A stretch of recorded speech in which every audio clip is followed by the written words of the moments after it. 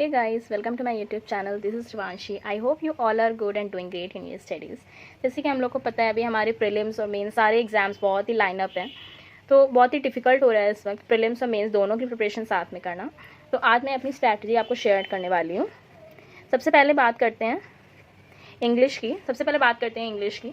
तो इंग्लिश में जनरली मैं क्या करती हूँ, मैं पूरे वीक का बता रही हूँ आपको, क्योंकि मैं वीक वाइज लेके चलती हूँ। बहुत से लोग होते हैं वो पर डे वाइज लेके चलते हैं, पर मैं 1 वीक का शेड्यूल रखती हूँ, उस हिसाब से मैं टारगेट सेट करती हूँ अपने।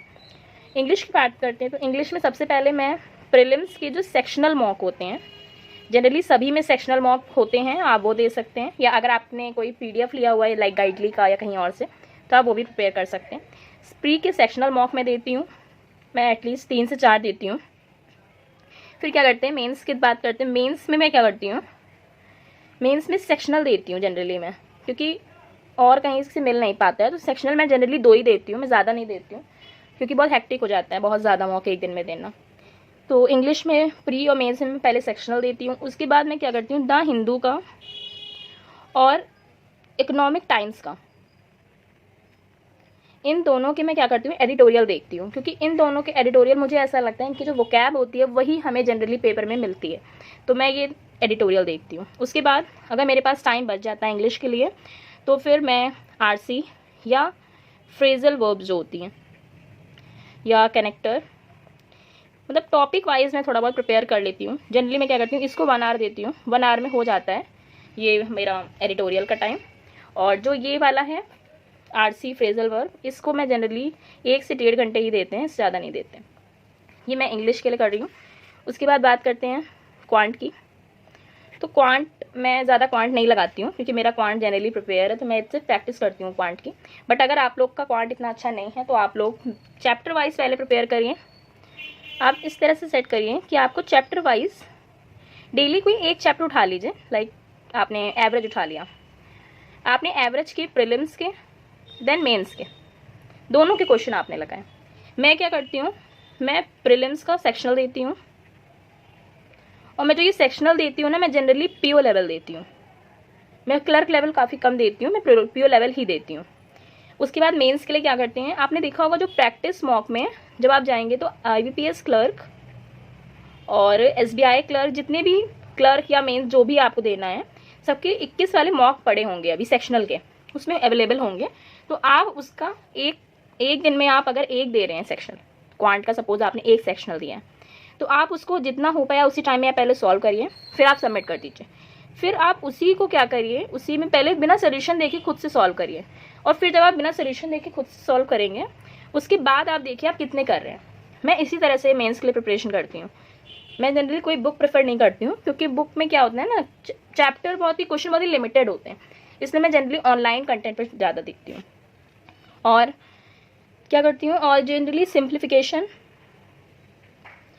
क्वाड्रेटिक, अप्रॉक्सीमेशन, ये जितना भी ये जो होता है ना, ये वाला मैं जनरली 30 to 45 मिनट्स देती हूँ इसको, आप ये कर सकते हैं। उसके बाद बात करते हैं रीजनिंग की। तो रीजनिंग में भी आप पज़ल बहुत ज़्यादा प्रैक्टिस करिए, क्योंकि हम लोग के एग्जाम में ना पज़ल सबसे ज़्यादा आती है। पज़ल करिए, देन सिटिंग अरेंजमेंट, और ना आप इनपुट आउटपुट ज़रूर करिए, क्योंकि जनरली क्या होता है, हम लोग इनपुट आउटपुट का देख लेते हैं कैसे है, क्या है उसका पूरा पैटर्न, उसके बाद हम लोग बनाते नहीं हैं। तो एग्जाम में ना हम लोग को बहुत प्रॉब्लम होती है, क्योंकि वो बहुत कन्फ्यूजन हो जाता है, एक साथ 2-2 3-3 लॉजिक लग रहे होते हैं, तो वो वहाँ पे हो नहीं पाता है। इसलिए आप इसकी ना साथ में प्रैक्टिस करते चलिए। मेंस के लिए क्या करते हैं, इसमें सेक्शनल आप उठाइए, सेक्शनल आप टाइम जितना भी होता है, कुछ मैं IBPS क्लर्क का देती हूँ, तो उसमें शायद कुछ 60 मिनट्स का होता है, नहीं 60 मिनट या 45 मिनट्स का होता है, 60 क्वेश्चंस, IBPS क्लर्क की मैं बात कर रही हूँ। तो उसमें मैं क्या करती हूँ, इसको सबमिट कर देती हूँ, ठीक है, जितना हो पाता है मैं उतना पहले देती हूँ उसको, जितना मैं सॉल्व कर पा रही हूँ उसी टाइम में।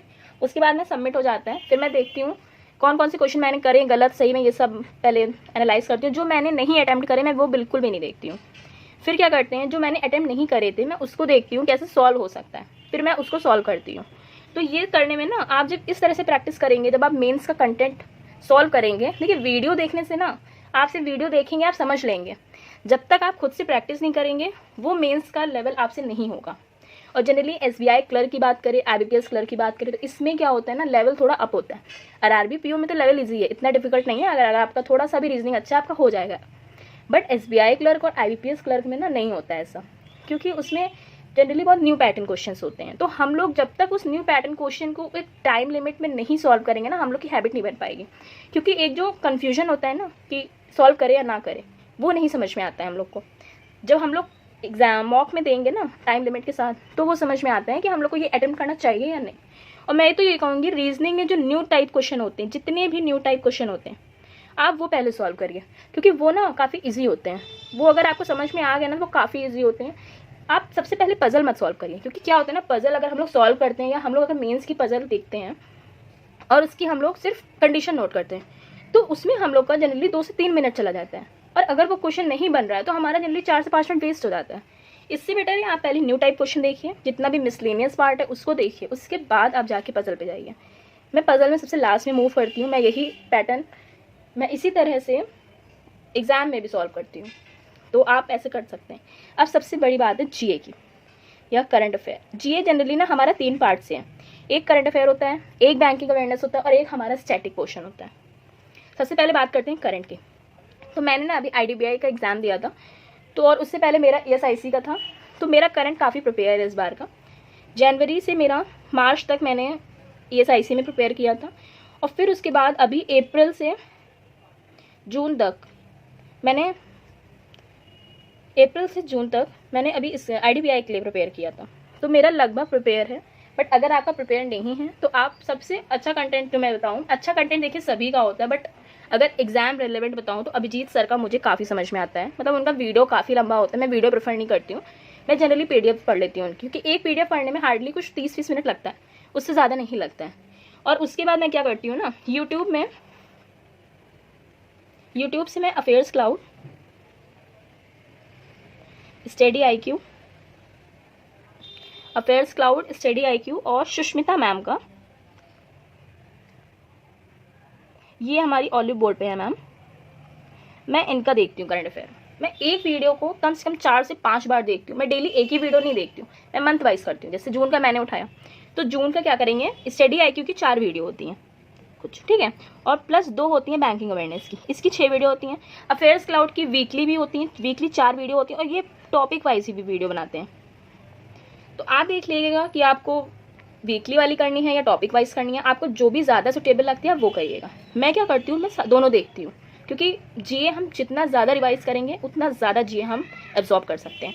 सुष्मिता मैम का ना, इनका एक 1 शॉर्ट वीडियो आता है, वो उसमें पूरा मंथ का होता है, तो आप वो भी देख सकते हैं, वो भी काफ़ी अच्छा कंटेंट होता है। वीकली भी आप देख सकते हैं, बट वीकली काफ़ी लंबे वीडियोज़ होते हैं, कुछ 1 आवर के वीडियो होते हैं, तो काफ़ी टाइम हमारा वीडियो में चला जाएगा।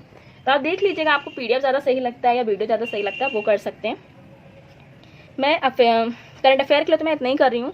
उसके बाद क्या करते हैं, जो PM की क्विज़ होती हैं, आपने देखा होगा PM की एक वीक की 2 क्विज़ होती हैं, 1 और 2 करके, ऐसा आप वो भी सॉल्व करिए, क्योंकि वो बहुत अच्छा कंटेंट है, मैं सॉल्व करती हूँ। अब बात करते हैं बैंकिंग अवेयरनेस की। बैंकिंग अवेयरनेस की बात करें तो मैंने अभिजीत सर का एक पूरा कोर्स कंप्लीट किया हुआ है अनअकैडमी पे। मैंने उनका कुछ जीत बैच शायद था, मुझे नाम नहीं याद है, मैंने वो पूरा कंप्लीट किया हुआ। तो मैंने क्या किया था, उस वक्त मैंने नोट्स बना लिए थे बैंकिंग अवेयरनेस के। तो अब मैं डेली वो क्या करती हूँ, रिवाइज करती हूँ। एक टॉपिक उठा लिया, लाइक RBI उठा लिया, या मॉनेटरी पॉलिसी या फिजिकल पॉलिसी, जो भी मुझे डिफिकल्ट लगता है, एक टॉपिक उठा के मैं डेली उसको रिवाइज करती हूँ। और मैं minimum 30 to 45 minutes banking awareness को देती हूँ। क्योंकि अगर हम बात करें SBI क्लर्क की, तो SBI क्लर्क में ना कुछ 15 नंबर का ना बैंकिंग अवेयरनेस सिर्फ आता है। और अब हम लोग को पता है कि ये GA ना करंट अफेयर थोड़ा डिफिकल्ट आ रहा है, तो हम लोग सिर्फ करंट अफेयर पे नहीं रिलाई कर सकते हैं, इसलिए हम लोग को बैंकिंग अवेयरनेस भी करनी होगी और स्टैटिक भी करनी होगी। तो इसलिए मैं बैंकिंग अवेयरनेस को इतना देती हूँ। अगर आपके पास नहीं है अनअकैडमी, तो आप फ्री कंटेंट बहुत अवेलेबल है इस टाइम यूट्यूब पे। अगर आप देखेंगे ना, आपको बैंकिंग अवेयरनेस, पूरा बैंकिंग अवेयरनेस आपको मिल जाएगा। सुष्मिता मैम की ऑलिव बोर्ड पे ना क्लास चल रही है बैंकिंग अवेयरनेस की, अभी उन्होंने शायद 1 वीक पहले शुरू किया है, तो आप वो भी देख सकते हैं, बहुत अच्छा कंटेंट है उनका भी। अगर आपके पास उसने भी आपको नहीं समझ में अगर आता है, तो आप कोई बुक परचेज कर लीजिए, लाइक अरिहंत की, या अड्डा में जो आशीष गौतम सर ने एक बुक लॉन्च करी है, वो आप देख सकते हैं। अभी कुछ जुलाई में लॉन्च करी थी उन्होंने, वो बुक भी काफ़ी अच्छी है। मैंने देखी है बट मैंने ली नहीं है वो बुक, क्योंकि मेरे पास नोट्स थे तो मुझे इतना नहीं लगा कि मुझे लेना चाहिए। अब बात करते हैं स्टैटिक की। किसी भी एग्जाम में ना स्टैटिक कहीं नया नहीं आता है। स्टैटिक जनरली हमारा करंट अफेयर से ही होता है। जो हमारा करंट अफेयर होता है ना, वहीं से हमारा स्टैटिक क्वेश्चन भी आता है। तो मैंने क्या किया है, मैंने नोट्स बनाए स्टैटिक के। लाइक नेशनल पार्क,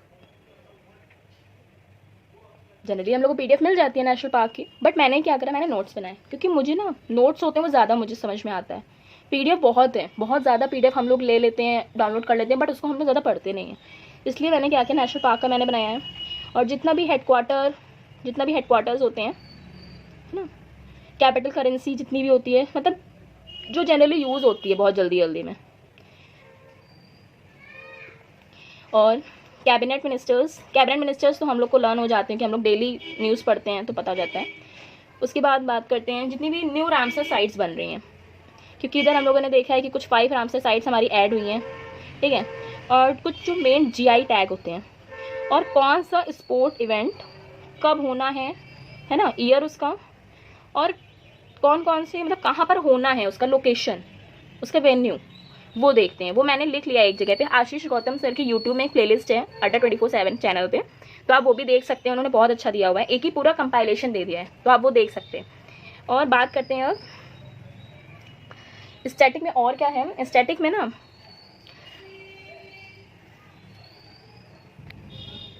और ना जितने भी हमारे नेशनल अवार्ड्स होते हैं, मतलब जितने भी अवार्ड्स दिए जा रहे हैं या जो ब्रांड एम्बेसडर बनाए जाते हैं, ये सब हमारा करंट अफेयर में हो जाता है। बट होता है ना कि हम लोग करंट अफेयर में इतना ध्यान नहीं देते हैं, इसलिए हम लोग को ये अलग से मैं करती हूँ। और इसके साथ ना मैं थोड़ा सा पर स्टेट वाइज भी मैं लेके चलती हूँ। जैसे स्टेट मैंने कोई लिख लिया, आंध्र प्रदेश सपोज, ठीक है। अब उसके गवर्नर, सीएम जो भी है, उनके नेशनल पार्क्स मैंने ऐसे बनाया हुआ है अपनी एक नोट्स में, मैं आपको दिखाऊंगी। उनके नेशनल पार्क्स, उनकी जो भी वाइल्ड लाइफ सेंचुरीज़ हैं, मैंने ऐसे करके पूरा एक पेज आंध्र प्रदेश का लिख लिया है। फिर दूसरा पेज मैंने अरुणाचल प्रदेश, ऐसे करते करते मेरे सारे स्टेट, सारी यूनियन टेरिटरीज उसमें लिखी हुई हैं। तो ये क्या होता है ना, हमारा एक पेज पे सब कुछ हमें मिल जाता है, वो ज़्यादा ईजी होता है हमारे लिए। इतना सब करने के बाद मेरा मेंस मैं इतना ही करती हूँ, मैं डेली इतना नहीं करती हूँ। मैं क्या करती हूँ, इंग्लिश की बात करते हैं तो इंग्लिश को मैं जनरली 2 आवर देती हूँ, 2 से 2.5 आवर में ही देती हूँ इंग्लिश को, इससे ज़्यादा मैं नहीं देती हूँ कि बहुत सारा कंटेंट होता है पढ़ने के लिए। क्वांट को मैं 1 से 1.5 आवर देती हूँ, जो मैं देती हूँ मैं वो बता रही हूँ, आप अपने अकॉर्डिंग देख सकते हैं। रीजनिंग को मैं 1.5 से 1.5 आवर ही देती हूँ, ज़्यादा मैं नहीं देती हूँ। हाँ, करंट अफेयर को मैं थोड़ा ज़्यादा देती हूँ, क्योंकि करंट अफेयर डिफिकल्ट है, उसको करने में काफ़ी टाइम जाता है।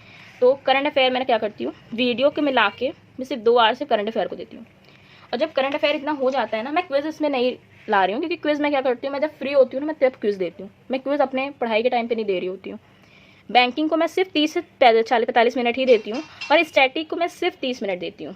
इससे ज़्यादा मैं बिल्कुल भी स्टैटिक को नहीं देती हूँ। अगर आप पता है डेली देंगे ना स्टैटिक को 30 मिनट भी, वो 1 महीने 2 महीने बाद ना आप देखेंगे आपका स्टैटिक पूरा कवर अप हो जाएगा, और वो पता नहीं चलेगा। जनरली क्या होता है, हम लोग स्टैटिक छोड़ देते हैं, हम लोग नहीं करते हैं स्टैटिक, बट स्टैटिक हम लोग को करना चाहिए, क्योंकि यहाँ से हमें 3 से 4 मार्क्स फ्री में मिलते हैं।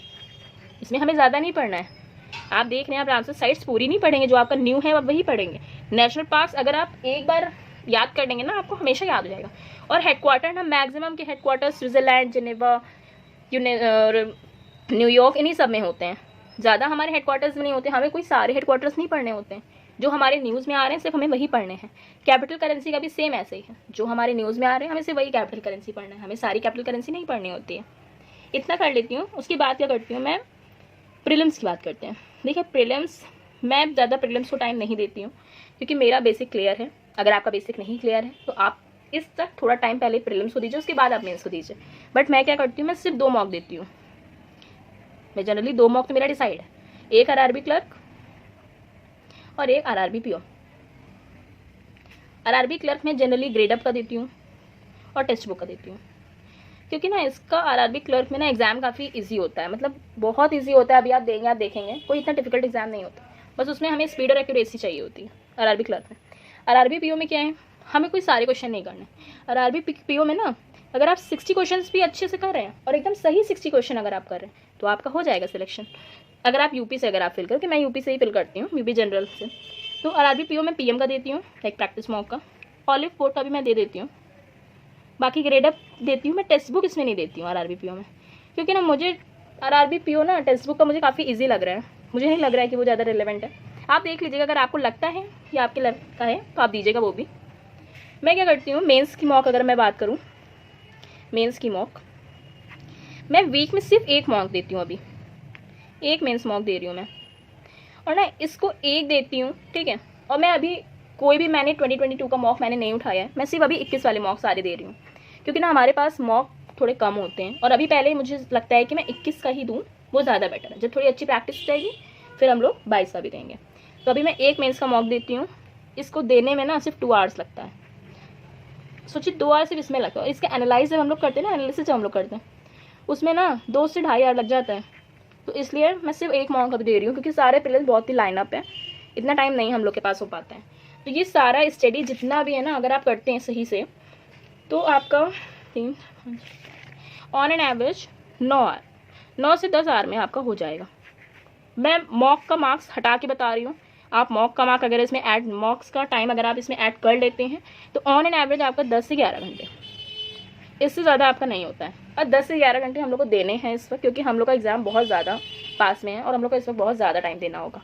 तो मैं इसी तरह से प्रिपेयर करती हूँ। आप लोग बताइएगा आप लोग कैसे प्रिपेयर करते हो। अगर आपको स्ट्रैटेजी ज़्यादा समझ में आई हो तो आप ज़रूर लाइक करिएगा। Thank you.